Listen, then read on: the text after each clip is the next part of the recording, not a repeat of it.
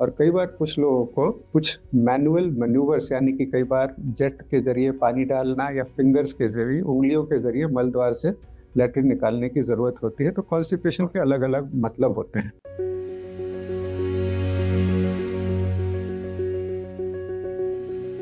नमस्कार दोस्तों, मैं doctor Piyush Ranjan, sir Gangaram hospital नई दिल्ली में गैस्ट्रोएंटरोलॉजिस्ट हूँ।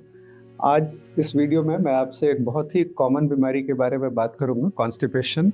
कॉन्स्टिपेशन यानी कब्ज। इसके विषय में मेरा एक अन्य वीडियो भी है। कॉन्स्टिपेशन के बारे में इसलिए बात करूंगा क्योंकि इसके इलाज के लिए काफ़ी नई दवाइयाँ भी आई। तो संक्षेप में हम समझें कि कॉन्स्टिपेशन क्या होता है। कॉन्स्टिपेशन यानी कि स्टूल लैट्रिन का नहीं आना मतलब इसकी संख्या कम हो सकती है। कि हम कोई व्यक्ति अगर हर दिन मल नहीं पास करता, हर दिन स्टूल नहीं पास करता, तो इसको कॉन्स्टिपेशन कह सकते हैं। दूसरी चीज़ इसमें अगर काफ़ी ज़्यादा हार्ड स्टूल्स होते हैं यानी कि लैट्रिन बहुत सख्त होती है और उसको पास करने के लिए बहुत ज़ोर लगाना पड़ता है, तो ये भी कॉन्स्टिपेशन है। कई लोगों की ये समस्या होती है कि वो बार बार लैट्रिन के लिए जाते हैं, फिर भी ऐसा लगता है कि पेट पूरी तरह से साफ़ नहीं हुआ है, तो इसको हम इनकम्प्लीट इवैक्यूएशन कहते हैं। और कई बार कुछ लोगों को कुछ मैनुअल मैन्यूवर्स यानी कि कई बार जेट के जरिए पानी डालना या फिंगर्स के जरिए, उंगलियों के जरिए मल द्वार से लैट्रिन निकालने की ज़रूरत होती है। तो कॉन्स्टिपेशन के अलग अलग मतलब होते हैं। इसकी परिभाषा वेस्टर्न वर्ल्ड्स में ये है कि अगर हम दिन में हफ्ते में 3 बार से कम लैट्रिन जा रहे हैं तो इसको कहते हैं। हमारे देश में इसकी कोई एक्सेप्टेड डेफिनेशन नहीं है, पर जनरली ये सारी चीज़ों को एक साथ हम कॉन्स्टिपेशन के दायरे में रखते हैं। देखिए, कॉन्स्टिपेशन एक बहुत व्यापक सिम्टम है, बहुत कॉमन सिम्टम है। और कॉन्स्टिपेशन को बीमारी तब कहते हैं जब काफ़ी दिनों तक चल रही हो। यदि हम कहीं घूमने गए, कुछ खाने पीने में गड़बड़ी हो गई और 2 दिन के लिए लैट्रिन में नहीं आ रही है, तो इसको नहीं कहते हैं। तो ये 3 से 6 महीने से ज़्यादा ये प्रॉब्लम चल रही हो तो हम कहते हैं कि ये इम्पॉर्टेंट एक सिम्टम है।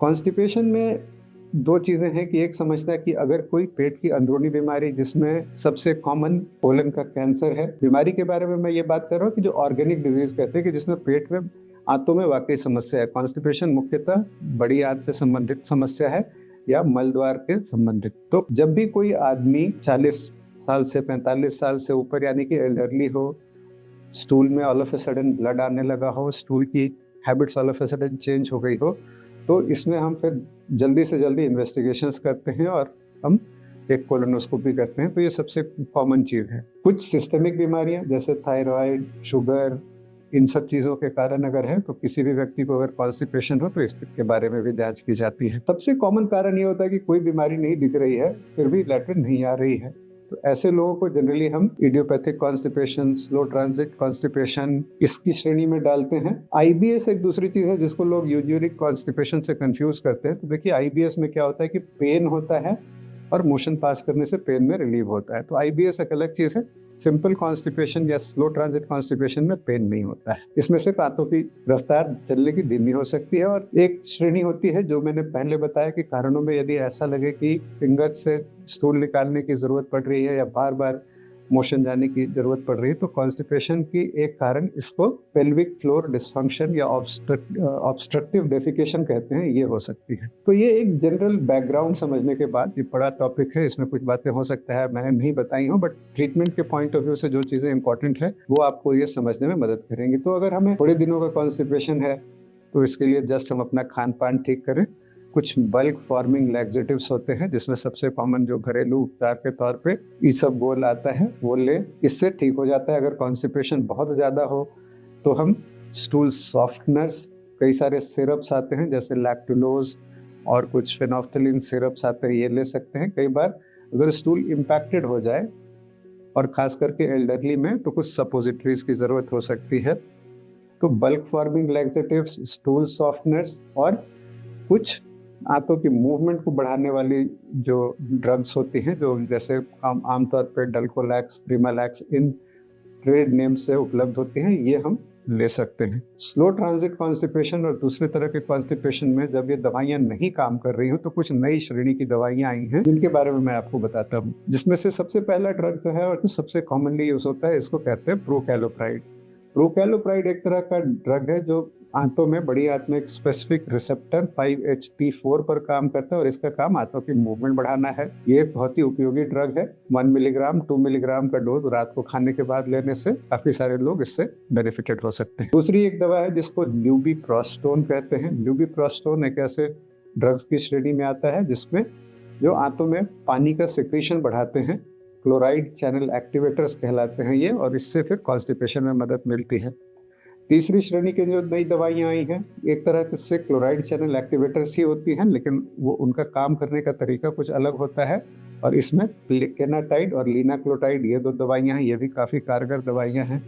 और एक काफ़ी नई तरह की दवाई है जिसको कहते हैं इलोबिक्सीबैट। इलोबिक्सीबैट को हम ileal bile acid transport activate inhibitor कहते हैं, जिसके कारण आंतों से बाइल का एब्जॉर्प्शन होता है, उसको ये ब्लॉक करता है और बाइल एक तरह का कैथार्टिक यानी कि स्टूल बढ़ाने वाला एजेंट होता है। जब भी हमारे लिए ये पहले और दूसरे श्रेणी की दवाइयाँ नहीं काम कर रही हों, तब ये तीसरे श्रेणी की दवाइयाँ काम करती हैं। दवाइयों की जब भी हम बात करते हैं तो दवा से पहले जो जरूरी चीज़ है, अपनी जीवन शैली में बदलाव, पानी एडिक्वेट मात्रा में पीना, फाइबर की मात्रा बढ़ाना, सोने का टाइम ठीक रखना, फिजिकल एक्टिविटी, ये सारी चीज़ें करने के बाद ही फिर हम दवाई ट्रीटमेंट पर जाते हैं। और कई बार जिन लोगों की आंतों की मूवमेंट बहुत स्लो होती है उनको 2 दवाइयों का कॉम्बिनेशन भी देना पड़ सकता है। दवाइयों के अलावा एक और तरह का ट्रीटमेंट होता है जिसको कहते हैं बायोफीडबैक। मैंने आपसे पहले जिक्र किया था कि एक कारण कॉन्स्टिपेशन का ऑब्स्ट्रक्टिव डेफिकेशन होता है जिसमें रेक्टम और एनस की मसल्स में इनकोऑर्डिनेशन होता है कि यानी कि रेक्टम कॉन्ट्रैक्ट कर रहा है और एनस ओपन नहीं हो रहा है।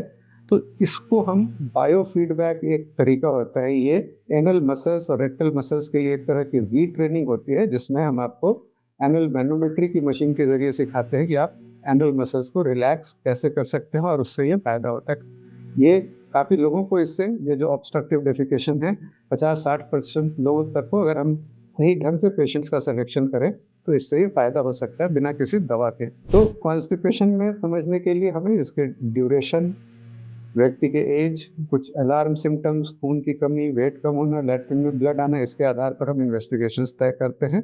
इन्वेस्टिगेशंस के बाद नियरली 90% लोगों को कोई बीमारी नहीं होती है। आईबीएस और कॉन्स्टिपेशन थोड़ी अलग चीज़ें हैं और कॉन्स्टिपेशन के ट्रीटमेंट के तौर पर फर्स्ट लाइन ट्रीटमेंट अपना डाइट और लाइफस्टाइल को मॉडिफाई करना, second line bulk forming laxatives, stool softener और कुछ कोलोनिक स्टिमुलेंट्स जो डल्कोलैक्स जैसी दवाइयाँ होती हैं, पर ये लंबे टाइम तक लेने के लिए बहुत उचित नहीं होती हैं।